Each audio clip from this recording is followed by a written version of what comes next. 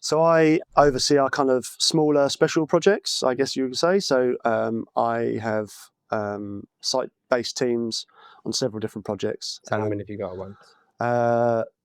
4 or 5. Okay. So of varying size and degree, and then I just try and spend a day where I can on each one, or half a day where I can. Some are quite close to each other. Yeah. Just to drop in and just do people need support? Are contractors not doing what they said they would? Are there any health and safety issues? Have there been any instructions? Have the client made any changes that we need to pick up? Does anything need recosting, re-reviewing? Have there been variations to the contract that we need to review? There's quite a lot of that. Things sometimes end up in the grey, and whose responsibility that might be. We have to kind of navigate that to kind of come to a head, and then really just supporting whoever needs support to push to get the project to the finish line on time, on budget, and with a happy end user. And what's one thing that you know today that you wish you'd known? I think it's just, and everyone would probably say this, but I think it's just never assume. I think prior to being in construction, I kind of had sort of hands-on kind of work. Yeah. Where you're kind of relying on yourself. Yeah. And so you've done the task that you've been set right, or to the best of your ability, etc. Then you start managing other people, and the assumption is, well, I'm looking at the correct drawing, he must be looking at the correct drawing, and that may not be the case. And it's the same with things get delivered, everything comes in a brown box. Are these the lights for this room? Probably.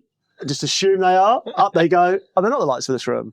So it's that kind of learning curve of where we now have kind of these, rigorous paperwork, which everyone would say there's too much paperwork in construction now. But I think it is necessary because it's just these checkpoints, hold points to make sure what we're doing is correct. Things get updated. Technology helps a lot. We use online portals now. So, for the site guys, they can only get hold of the latest drawing. So that really, that's cool. They shouldn't be working to anything old. Obviously, if it gets printed, that's a different story. But everyone now, if you say, can you get the drawing? And it's on your phone. So it's quite good to kind of keep those portals updated. That way everyone's working from the most recent information. So I'd say, never assume that someone is doing what you think they're doing, because chances are there's something's gone awry somewhere. What are 3 really smart VE value engineering hacks you've seen either on site or you've done yourself? Lighting always gets VE'd. Okay, interesting. Funny this has come up, but carry on. I've done a few projects where either an architect will have designed, or they've got a lighting designer in, and they do sort of want the world, and lighting can be incredibly expensive.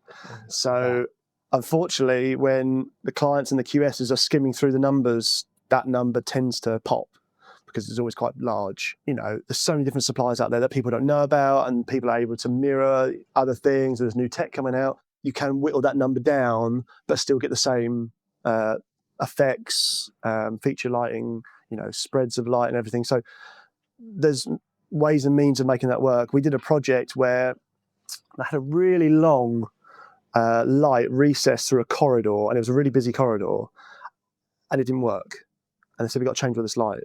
And it was a massive upheaval to try and take a ceiling down, take everything out, put a new one back in this live area.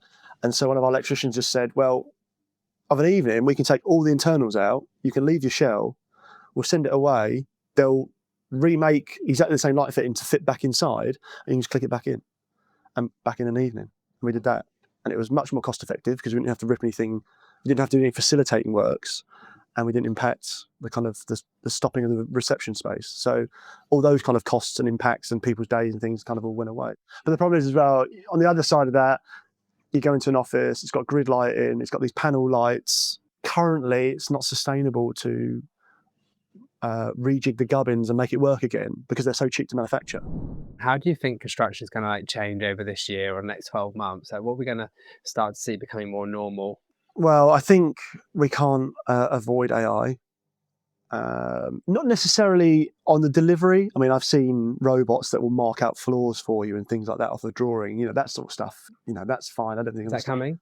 Bigger schemes are using them, definitely bigger schemes, but I don't think smaller projects, it's worth it, because for the guys to still get their lasers out, mark it, put them up. It's quite easy. I mean, the good thing about that robot, you can set off at 8 o'clock at night and it will just do its thing. And by the time everyone comes back in the morning, the next floor's marked out. So it's quite clever. But I think scaling that up might be, or even scaling it down to smaller projects, probably quite difficult. But I think in terms of AI for the drawings and stuff, I think we'll see a lot more visuals and kind of Matterport scan, immersive. Clients can kind of almost walk a space in a 3D realm ahead of kind of delivery, or picking colours, picking samples. You can kind of get a bit of an idea. Normally the visual will be like from one end of a room and then the other end of the room, and you kind of get a bit of a feel of what it'd be.